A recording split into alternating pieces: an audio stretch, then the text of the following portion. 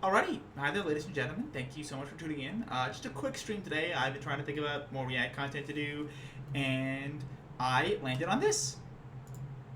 Ta-da! It is, if you're not aware, budget season in Canada, and we announced the new budget. The Liberal Party, we're going to look at it together. I haven't heard this yet. It could be really boring. It is, a video of Parliament. By the way, I know it says CPAC down here. I was a little sussy about that too. CPAC is actually the Canadian Public Affairs Channel. So that's cool. Anyway, let's get back to it and react to the budget. My lord. Freeland announced it. That's about all I know. Oh, and I forgot some water. Order. My lord. Order. I appreciate the French translation. It being 4 p.m., 4:10 p.m., the House will now proceed to the consideration of Ways and Means Proceedings Number 3 concerning the budget presentation. Orders of the day, government orders, consideration of Ways and Means, motion number 3 concerning the budgetary policy of the government. I'm going to put myself in the top right. Ms. Freeland, seconded by Mr. Boissonneau, moves that this House approve in general the budgetary policy of the government. The Honourable Minister of Finance. Here we go. The Honourable Minister of Finance, everybody. Oh, so humble.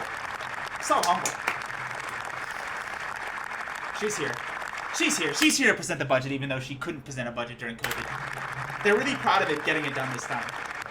That really pisses me off, by the way. I don't know a lot about Canadian history, probably more than the average Twitch or YouTube viewer, but I believe for the first time in this country's history, it didn't have a budget during the COVID-19 pandemic. That's literally how much money we were spending and how little we were keeping track of it.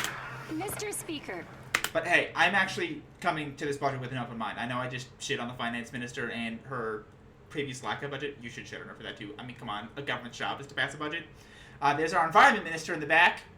And okay, I'm going to try and look at this with open eyes. Pursuant to Standing Order 83-1, I would like to table in both official languages the budget documents for 2022, Are we going to clap again? including the notices of Ways and Means motions. Les détails. The details concerning the measures included therein are set out in these documents, and pursuant to Standing Order 83-2, I request that the study of these motions be listed on the orders of the day. By the way, if you've never heard Canadian parliamentary footage before, get ready for that. I'm not sure how often this happens in other parliaments and other legislatures around the world, but we constantly switch between English and French. That's why you will notice a lot of these people have speakers on their ears. It's so that they can get official translations, like I need, to understand what these people are saying. Yeah, you can see it on, I just put it on the screen. You can see it on that bald man's ear. Intern, he's got the budget. Oh, it comes with a pamphlet. Mr. Speaker, we all remember that Thursday in March, just over 2 years ago, when our travel plans were hastily canceled, when our children came home from school, when we all rushed to the grocery stores to buy toilet paper and hand sanitizer.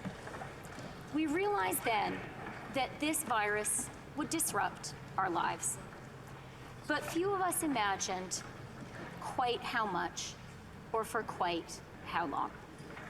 And yet, here we are. Here we are. We bent, but we did not break. Canadians have done everything that was asked of them, and more, Mr. Speaker. It's true. And so, to all of them... Whoa. I don't want to be a champagne socialist or whatever, or critique these people for that, but this woman is drinking, behind Chrystia Freeland, is drinking sparkling water in Parliament. Look at those bubbles. I want to start by saying thank you. The honourable gentleman behind her is not drinking sparkling water. Et j'ai maintenant... Here we go. And I now have the honor of tabling my second federal budget. I tabled my first in April of 2021. Took a while. In the year preceding it, the Canadian economy had teetered on the brink. Our economy contracted by 17%. the deepest recession since the 1930s. Although I think that's a quarterly number, not an annual number. There's no way that our economy contracted 17% in the year of 2020. I think that's probably our highest quarterly or monthly contraction.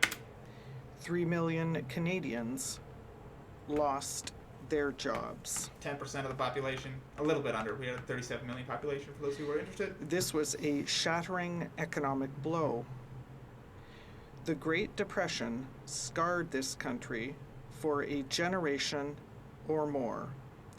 It was entirely reasonable to fear that the COVID recession would likewise hamstring us for years. She doesn't think so, though. That millions of Canadians would still today, Thanks to the proper, true, and just judicious leadership of the Liberal government, we have been saved from economic disaster. be without jobs. And that the task of rebuilding our country would be the work of decades. We knew that we could not let that happen. And so, we provided unprecedented emergency support to Canadian families and Canadian businesses. Our relentless focus was on jobs, on keeping Canadians employed, and on keeping their employers afloat. Yeah, the Canadian wage subsidy. So I'm pretty sure you can tell already. You haven't been here for very long, less than 10 minutes, but I don't give a lot of plaudits to the Liberal government, but the Canadian wage subsidy, that was a huge part of making sure that Canadians kept their jobs during the pandemic and making sure that the economy stayed running smoothly. Unlike the Paycheck Protection Program, the Canadian wage benefit actually, I believe, went out very well and very widely and did not run out of money in the first 7 days like the Paycheck Protection Program did in the United States. So hats off to the Trudeau government for passing that. It was an audacious plan, and it worked. CERB, by the way, CERB was also a very good program that went out to a lot of people. Maybe a little bit too many people. Maybe we didn't keep track of that money enough, which is something that we should go after the Trudeau government for. But this is not a very popular opinion on the Conservative right, but I would way rather we give too much money to the right people than too little. Our economy has now recovered 112% of the jobs that were lost during those awful first months. I would believe that. It just means that unemployment is 10% higher than it was at the bottom of the pandemic. Compared start, to just I think, 90% in the United States. Our employment rate is down to just 5.5%, close to the 5.4% low in 2019 that was Canada's best in 5 decades. I don't really consider 5.4% to be great, but I guess that's our best in 5 decades.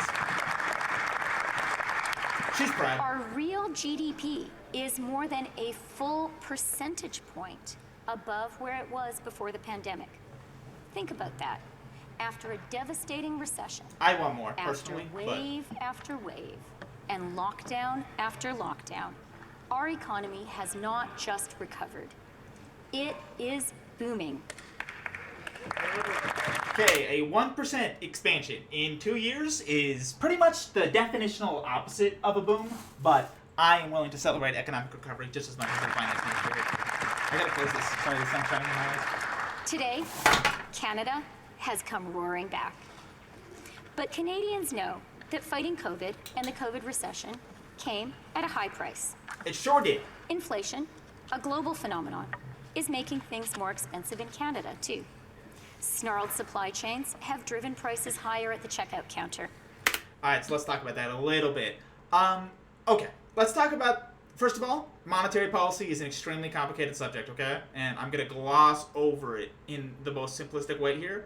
But one of the places where I think we can give the Trudeau government a little bit of credit is maintaining the value of the Canadian dollar relative to the United States dollar during the pandemic. in my opinion, when I'm trying to figure out how much money I can print if I'm the prime minister, that is the primary. That's pretty much actually the only factor that I'm going to pay attention to when it comes to, that and the actual M1 and M2 money supplies, which are definitions that we will get into later on this channel.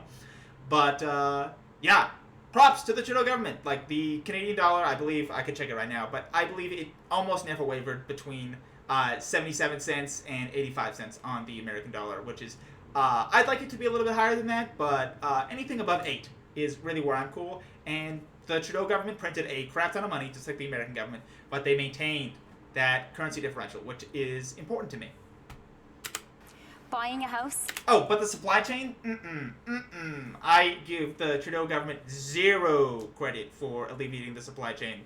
I think they made it worse, and we can get into that later, but... Is out of reach for far too many Canadians. And now, Putin's barbaric war is making food and gas even more expensive. Oh, it's so funny listening to Canadian politicians try and pronounce the word Putin because they're all so used to saying the word Poutine. You can see she struggled with it a little bit there, putting a strange little accent on that U, but she got through it. The money that rescued Canadians and the Canadian economy, 8 out of every $10 invested, was deployed chiefly and rightly by the federal government.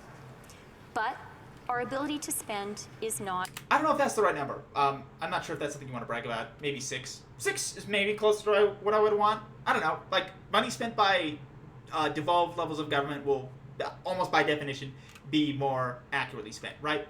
I'm not sure why you would brag about that. Not infinite. The time for extraordinary COVID support is over. Ooh. And we will review and reduce government spending. I'll clap for that one. Because that No one's clapping. is the responsible thing to do.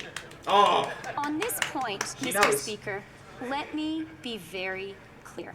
Just me. We are Just me, by the way, clapping for affordability. No one on the other side of the aisle, and no one on the Liberal side is clapping for that. absolutely determined that our debt to GDP ratio must continue to decline.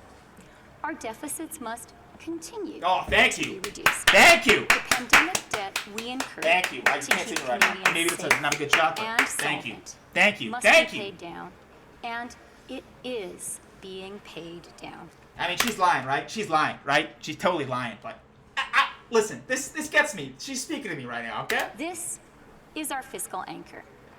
This is a line we will not cross. Oh, yeah? It will ensure that our finances remain Yeah, stable. see? Oh, now we're clapping. Now we're clapping. Canada has a proud tradition of fiscal responsibility. It is my duty to maintain it, and I will. Hey, order. So, now is the time for us to focus, with smart investments and a clarity of purpose, on growing our economy and on making life more affordable for Canadians. That is what our government proposes to do. Great. And here's how we propose to do it. Great. Pillar 1 of our plan is investing in the backbone of a strong and growing country, our people.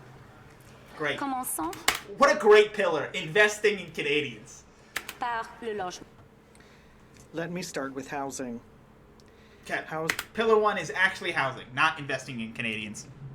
is a basic human need, but it is also an economic imperative. Interesting that she wouldn't say housing is a human right. That's kind of something I'd expect out of her mouth. Our economy is built by people, and people need homes in which to live. So true. But here's the problem. Oh, there's a problem with people needing homes? Is Canada there not enough? does not have enough homes. Whoa. We need more of them, and fast. She's a lot better in English than in French, eh? This budget represents perhaps the most ambitious plan that Canada has ever had to solve that fundamental problem. Over the next 10 years, we will double the number of new homes we build. This That's not must bad. become I think we a should go a little bit great faster. national. First of all, I don't know how to solve the housing crisis in Canada. Like, I apply myself pretty laxly to a lot of the political problems in Canada, and pretend that I can figure them out. I'm not sure about this. I'm not sure how to fix this problem. And it will demand a new spirit of collaboration. Provinces and territories, cities and towns, the private sector and nonprofits, all working together with us to build the homes that Canadians need. Over the next 10 years, we will double the You just said number that. of new homes we will build. Oh, you just wanted to get that. You just wanted to get that CBC clip in English. I see.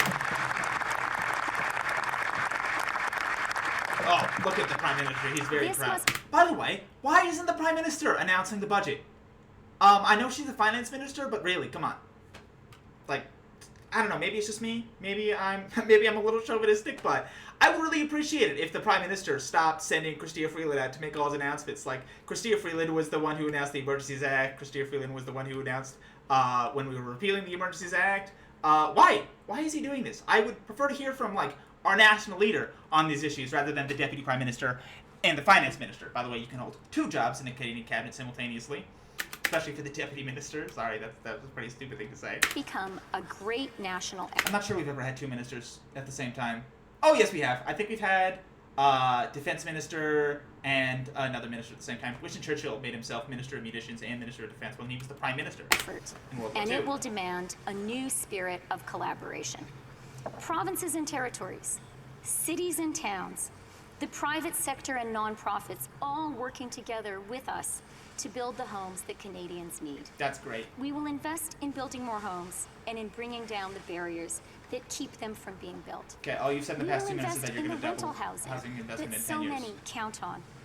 We will make it easier for our young people to get those first keys of their own. How, though? And we will make the market fairer for Canadians. We will prevent foreign investors from parking their money in Canada by buying up homes. I don't really think that's a very good solution. I've heard that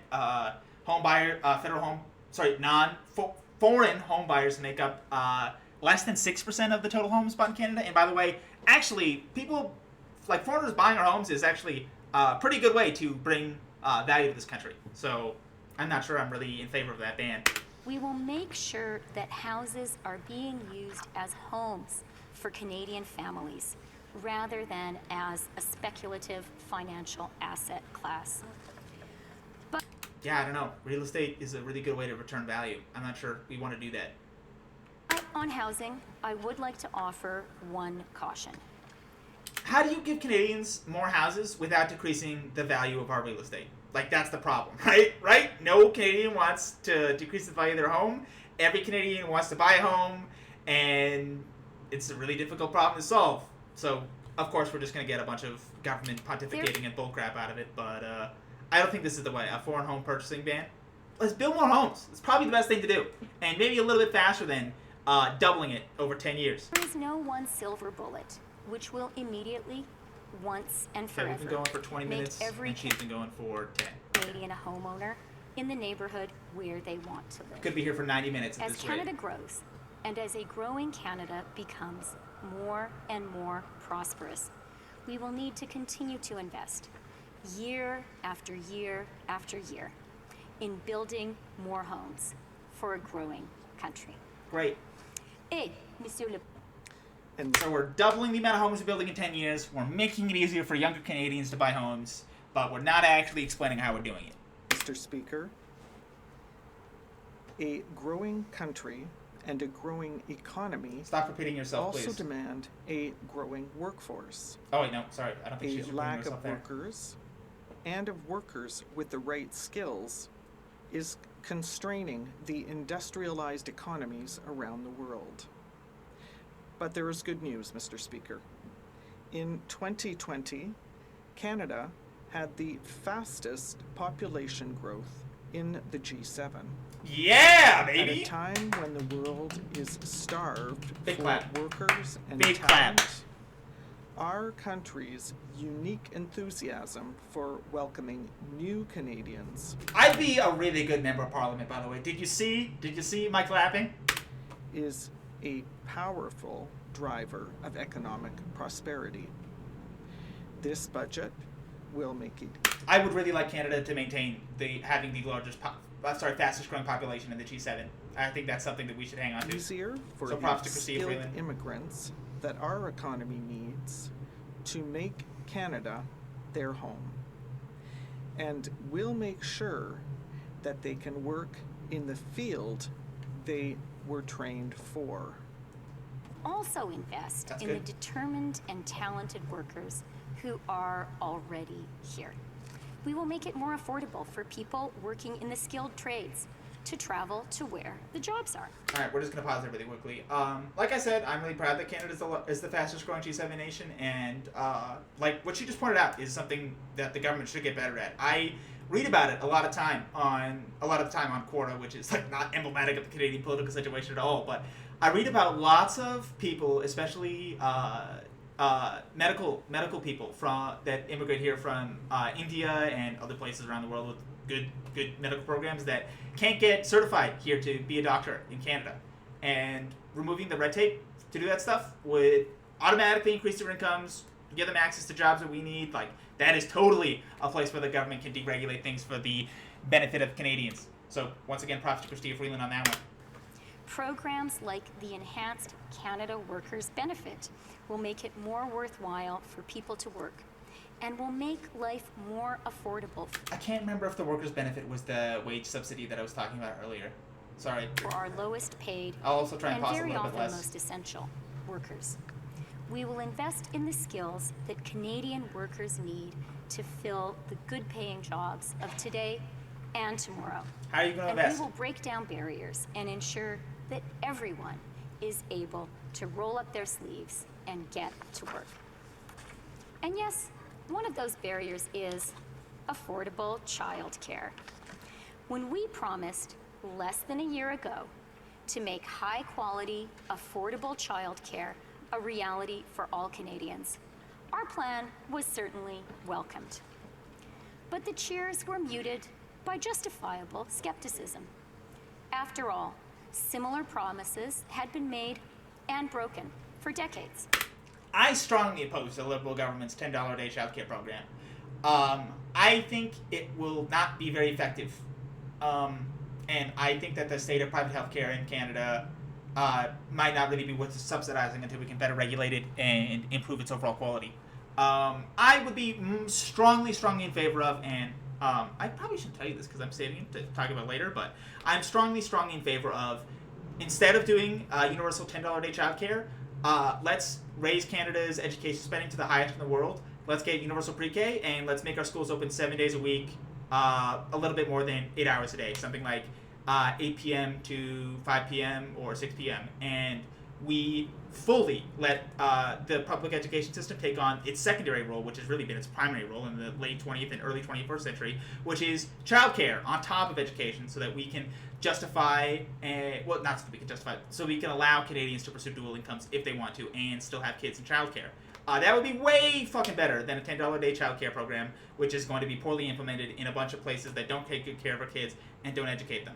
We could instead of doing this, we could have the best education system in the world that took care of your kids 7 days a week if you needed it. And like, not just doing boring math and stuff, by the way. If you increase the amount of time the kids spend in school by 20%, we can have them doing way more fun and extracurricular stuff that will help with their development.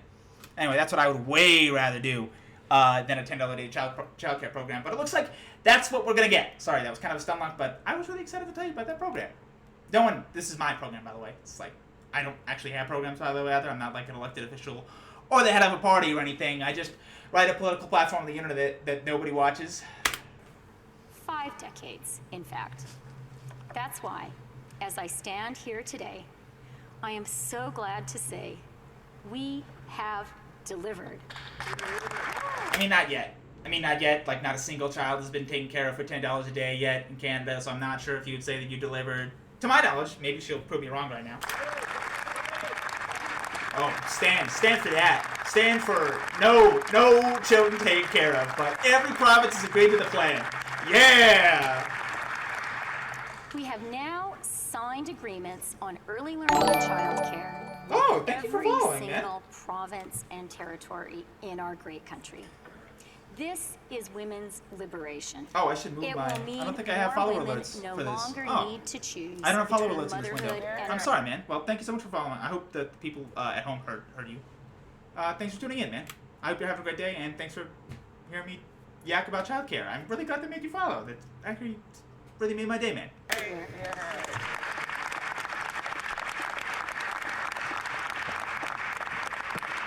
This is I'll set up follower alerts for React videos next time. Sorry about that. feminist economic policy in action, and it will make life more affordable for middle-class Canadian families.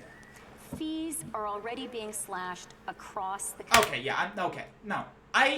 You saw me get triggered there. I really don't think that we should pitch our childcare program as like a feminist achievement. How about like a parental achievement or a national achievement? By the end of That is actually quite sexist. I don't know, maybe I'm crazy. this year, they will be reduced by an average of 50%. And in 3 years, childcare will cost an average of just $10 a day. Also, that's not true. Like, that's not going to be the cost. Like, that might be what you pay, but it's going to cost way more than that.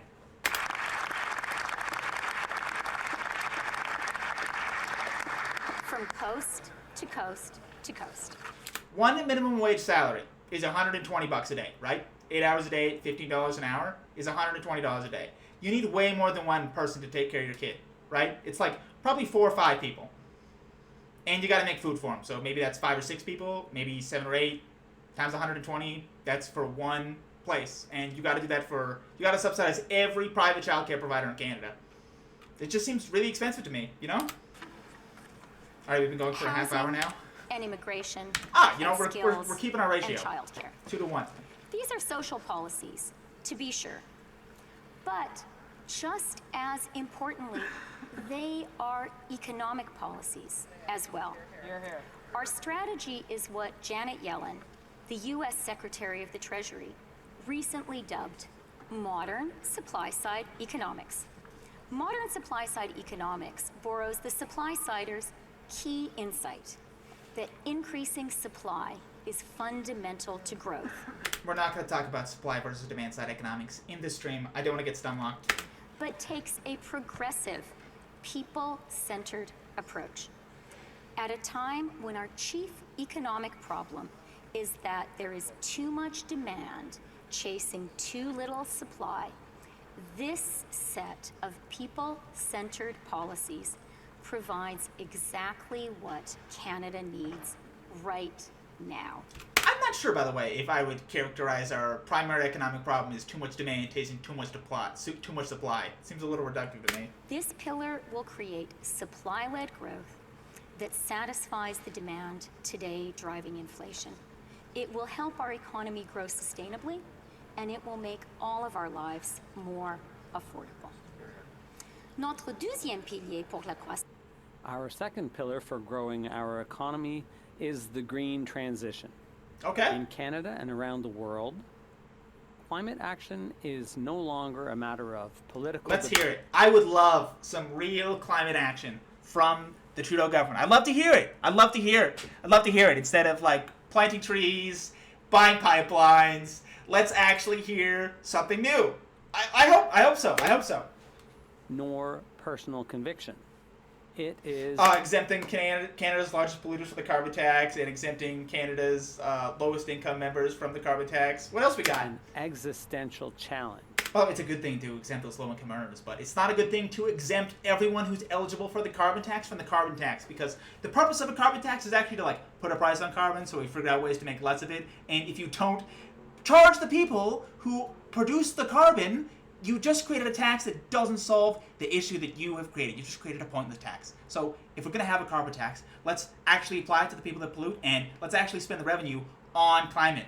But the Trudeau government doesn't do that. So I really hope they're gonna pivot here. Like, everyone knows that conservatives hate the Trudeau government for being two in favor of climate policy, and the Liberal and NDP voters hate them for trying to make a compromise.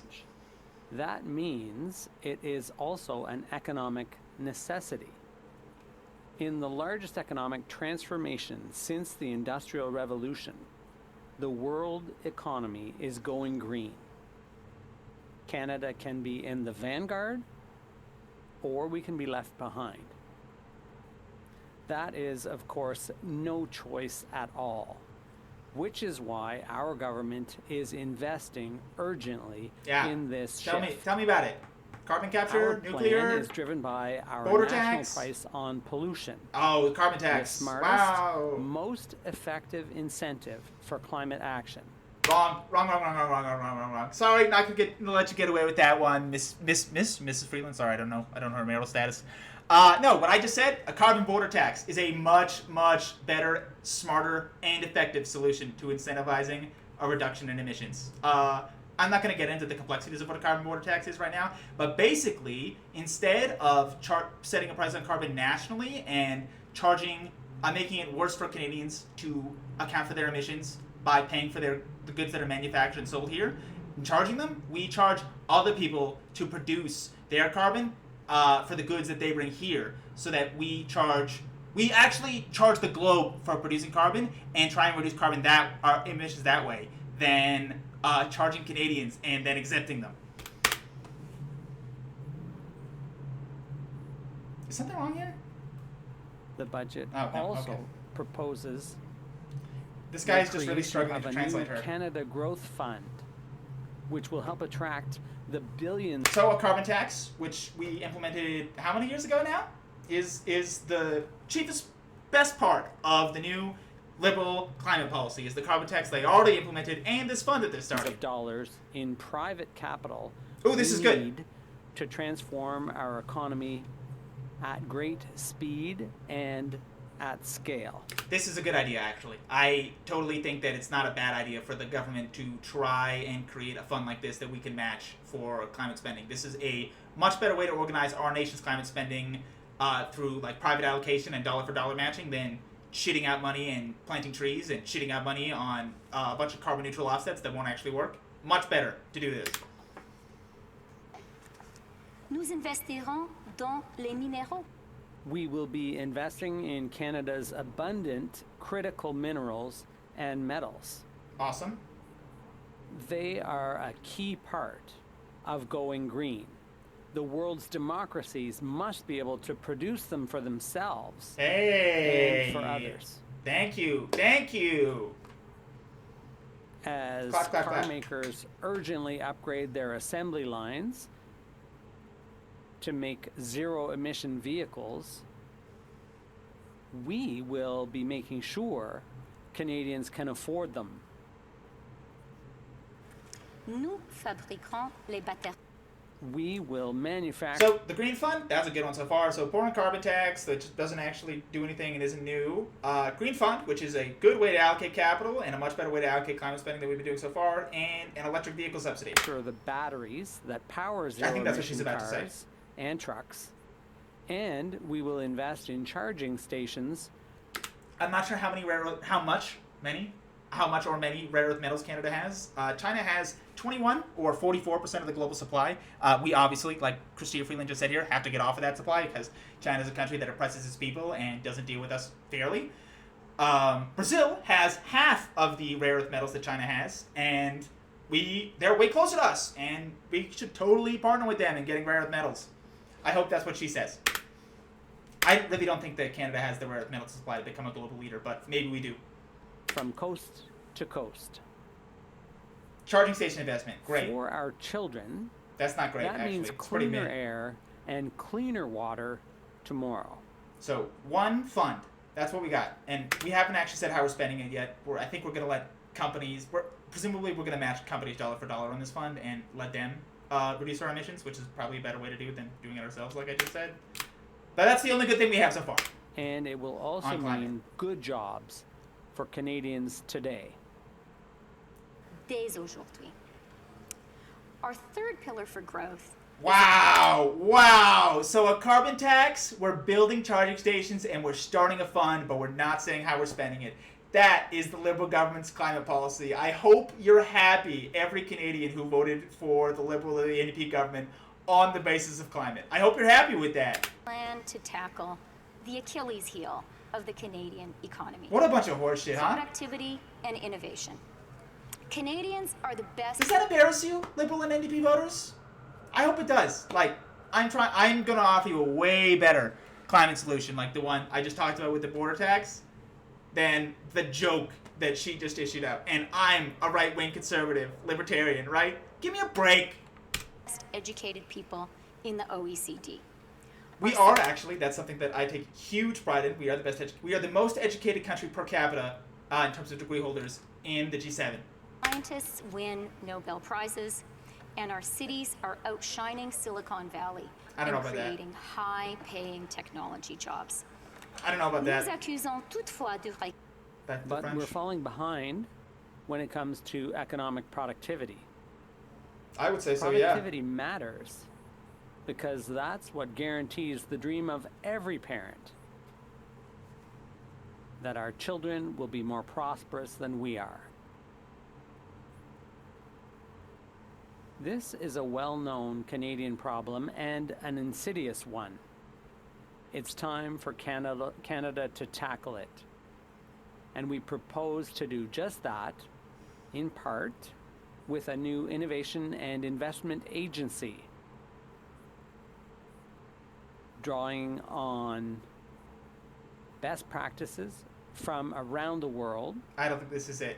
The agency will give companies across the country and across our economy the tools and incentives they need to create and invest and to produce more with less. All right. Do you know what would let companies produce more with less? If we like reduce their corporate taxes and like, oh, they're going to spend all the money on stock buybacks. We can pass a stock buyback tax if that is really how you think that these companies are going to try and return value to their shareholders and increase profits. We can pass a stock buyback tax, like a 10% one on every dollar spent. Okay.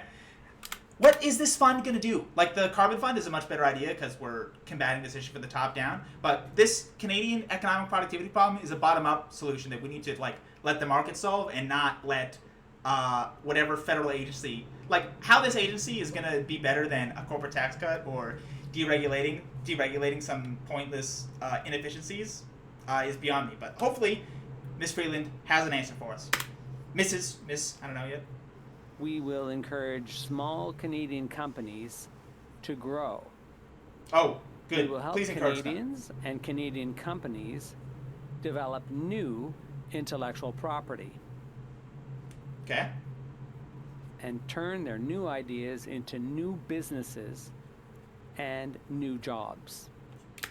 What the heck? How the heck is a fund going to do that? Mr. Speaker, these three pillars, Okay, investing that's in pillar number people, 3. investing in the green transition, and investing in innovation and productivity, will So, housing, vehicle subsidy, carbon tax, climate fund, and this business fund that is guaranteed to chug up to nothing. Those are the 3 pillars. create jobs and prosperity today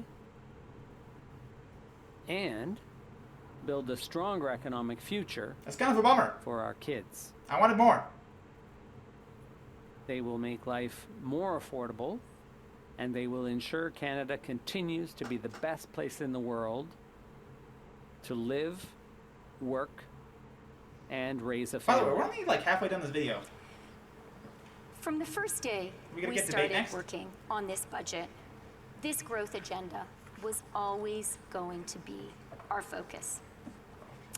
And then Vladimir Putin invaded Ukraine. Oh, I see. She's not trying to do the anti-Putin accent. She's trying to do like the native Russian accent. What is that? Vladimir Putin. Come on. On that dark morning of February 24th, a day of infamy, we woke up to a world utterly transformed.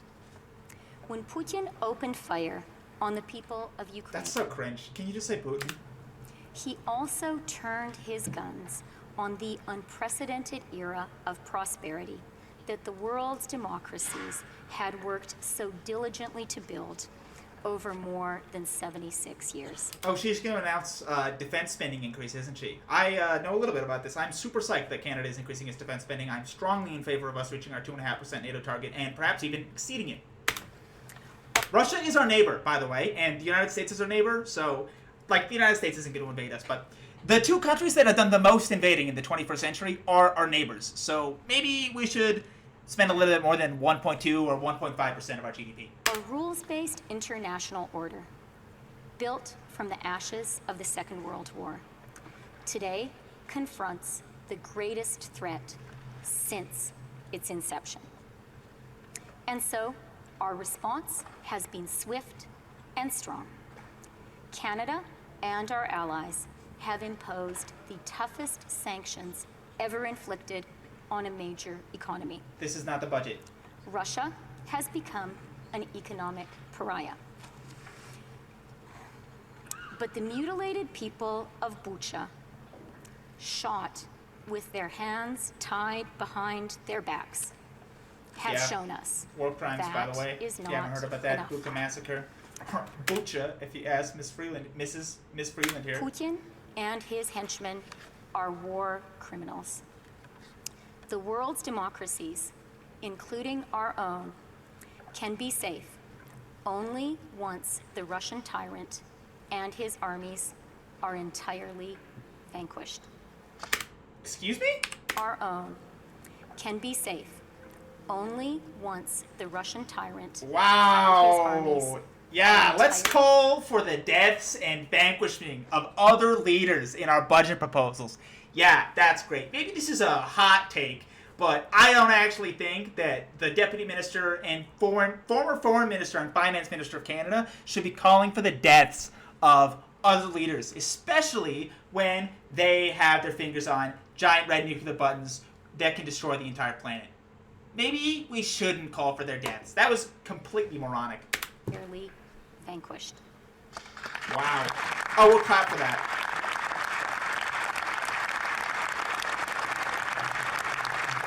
I'll sip that water. I'd be thirsty too. I'm actually getting a little thirsty myself. Of course, we can't stop. We can't stop. We should obviously escalate the situation until the entire Russian army and its leaders and the leader of the nation is vanquished. We can't stop, obviously. Oh, we stand with Ukraine. I stand with Ukraine too, by the way. I strongly support Ukraine. I think we should be sending them lethal aid. I'm not sure if we should be sending them tanks or fighter jets. We should definitely be helping them out and supporting them, but we should not be calling for the deaths of international leaders on our parliamentary floor. That's a huge mistake. That is unbelievably escalatory and foolish. And that is what we are counting on the brave people of Ukraine to do. Because they are fighting our fight, a fight for democracy. It is in our own urgent national interest to ensure that they have the missiles and the money they need to win. Agreed. I'll clap for that one.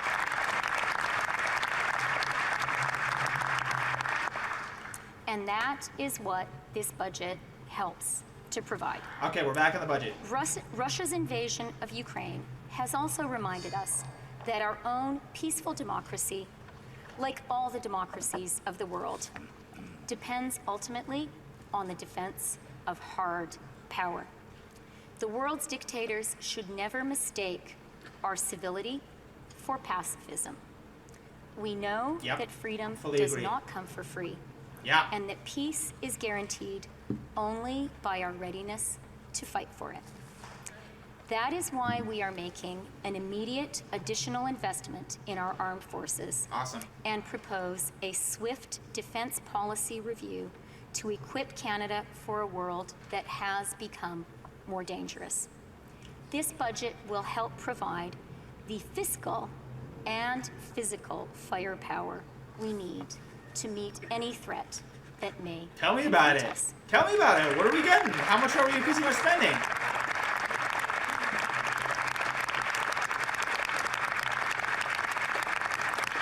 Yes. Let's all stand for the increase in military spending, which the Liberal Party has opposed since the Harper government, right? Although, actually, say what you will, the Harper government's defense documents, their primary defense document, I can't remember what it's called. It's, oh, crap, I was just reading it a couple days ago. It's only like 6 or 9 pages. The Trudeau government released a super comprehensive defense document called Strong, Secure, Engaged that outlines how the Canadian military, how they would like to expand the Canadian military over 20 years, and actually has like this super impressive budgeting mechanism that is supposed to make these acquisitions easier and actually much more likely. It's super forward thinking. Like, I actually don't think we need to jump very far ahead of it. It talks a little bit too much about diversity, and I think like another half of or maybe another quarter of the paper is talking about increasing supports for military soldiers after they serve, which obviously is something that we should be doing, but maybe is not something that we should put central at the top of our Canadian defense document.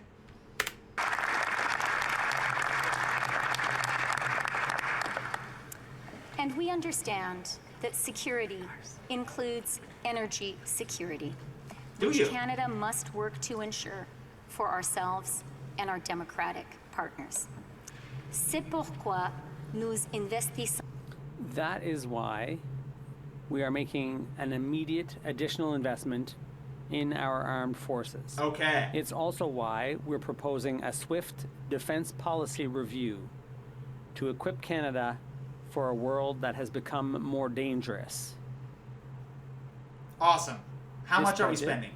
will help provide the fiscal and the physical firepower we need to meet any threat that may rise to face us. My least favorite part of this budget so far has been the English-French repetition. The convoys of Russian tanks rolling across Ukraine did not change the fundamental goal of this budget, Mr. Speaker. But Putin's attack on Ukraine and that country's remarkable and valiant resistance has reinforced our government's deepest conviction, a line that runs through this budget and in each of the budgets that have preceded it, that the strength of a country does not come solely from the vastness of the reserves of its central bank or from the size of the force in its garrisons. Those do matter, to be sure. That's why Eisenhower said himself, it's not necessarily the size of the dog in the fight, but much more often the size of the fight in the dog. It's a quote that I think about very often, and I think it's a quote that's very true. But they matter less than democracy itself. They can be defeated. They are being defeated by a people who are united and free. Because it is the people who are every country's real source of strength. That is true in Ukraine, and it is true in Canada. Props to the Ukrainian people, by the way. Actually counterattacking quite recently. They've almost retaken the city of Kherson. Kiev has been completely liberated. Seems to be going really well against, like I said, everyone's expectations. I'm going to talk about the Russo-Ukrainian war at a different time. I really don't think we should be talking about it during the budget presentation. So let me explain what we need if we are to build a strong country here at home. Please. We need housing that is affordable for everyone and investments that just ensure talking about an defense. entire generation is not priced You were out of just getting owning a started. home. We need already to talked fight about climate housing. change so that we can No. leave our children. No. Let's actually make Canada secure by investing in our security. How about that? With a livable planet. We need to face up to the sins of our past and ensure that Indigenous peoples in this country are able to live dignified and prosperous lives. Yeah, you should do that by maybe implementing more than 4 or 5 of the 100 calls to reconciliation. Maybe you should get some. Maybe to restore the Indigenous people's dignity, you should get them access to clean water. Maybe we could do that. Is that in the We need budget? a healthcare system that allows people to see a doctor or a dentist and to get mental health care too. Great. We need a society that is truly equal for everyone, because the color of your skin or who you love or where you were born should not dictate whether you get to share in the opportunities that Canada provides. We need a Obviously. robust tax system that ensures everyone pays their fair share. And we need an economy that allows businesses to grow and create good middle-class jobs where everyone can earn a decent living for an honest day's work. Sure. Le courageux peuple. The brave people of Ukraine Now we're back have on shaken Ukraine. the world's What was that? older democracies out of our 20. Let's talk about defense. Can we talk about how we're going to increase the defense spending? Or can we talk about how we're going to give Indigenous people what they need? Or can we talk about how we're going to give Canadians housing? Or how can we talk about how we're going to improve our economy instead of just saying that we're going to do those things and then transiting to Ukraine 21st again? century malaise. They have reminded us that the strength of a country comes from the strength of its people. And they've reminded us that there should be no greater priority for everyone in this house than to build a country we would all be willing to fight for. Prête à nous battre. C'est sur That's what we've worked to do these last 7 years. And that is what we will keep on doing today. Nothing. The brave people of Ukraine have shaken the world's older democracies out of our 21st century malaise. Stop with the repetition. Also, please say malaise instead of malaise. They have reminded us all that the strength of a country comes from the the people? strength of its people. Wow. Just said And they that. have reminded us that there should be no greater priority for everyone in this house than to build a country that we would all be willing to fight for. Agreed. That is Let's. what we have worked to do these past 7 years, and that is what we will continue to do. Just said that. Oh, clap. Clap. Are we done? I think we're done. Well. Are we done? That was very interesting. I had never, ever sat down for a budget announcement. I wish we stuck to more dollar amounts there. But that was interesting to hear. Like, we basically got to hear what their focuses are. But there's still a lot more time in the video, but why'd she put her mask back on? She's done talking. Are we going to hear the Conservatives present, like a shadow budget or something? I'll have a 10-minute question and comment session. The honourable member for... I think we're going to call it there, actually. We've been going for, just under an hour. That was super fun. I had a lot of fun talking about that. I don't have chat window or followers in here. Well, that's really unfortunate, but I'll get them next time. I hope you enjoyed tuning in to watching this budget presentation. You've got to hear a little bit of what I think. I hope I wasn't too hard on Ms. Freeland or Mrs. Freeland. I definitely said some things that I liked about the budget. I really don't know what to say. I am really glad that guy followed. I'm really glad that you decided to stay and watch this entire thing. We're going to keep doing these. I think maybe we'll stick around more at the Canadian Parliament. It was kind of fun. And you guys, the political consuming public needs to know more about parliamentary and legislative procedure. Like, pretty much no political streamer has ever reacted to, like, a legislative procedure like this before. So maybe I found a new niche. Anyway, thank you so much for tuning in, and I'll see you next time.